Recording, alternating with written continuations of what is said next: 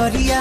तबाह कैलू गोरी तबाह कैलू गोरी हमारी महर के नजरिया तबाह कैलू गोरी हमारी महर के नजरिया तबाह कैलू गोरी।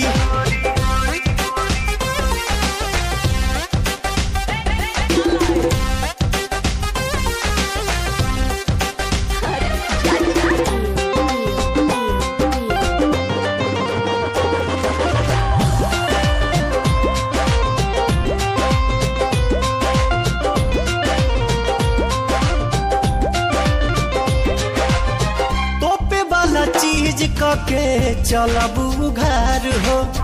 देखियो ऐसन पीस बदली केहू के विचार हो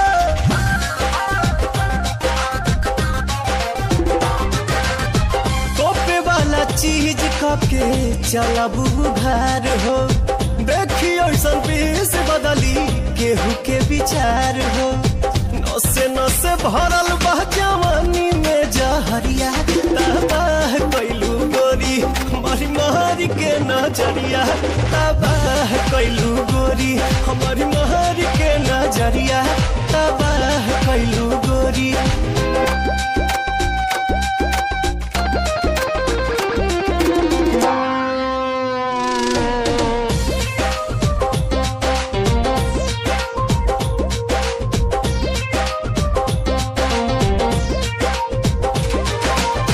कनखी से ताकेलू जब चश्मा हटाई के राही के घाही कैलू देही में सटाई के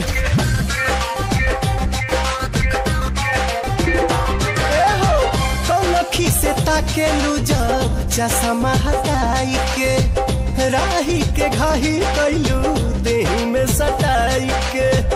खाए से पहले भभका देलू गगरिया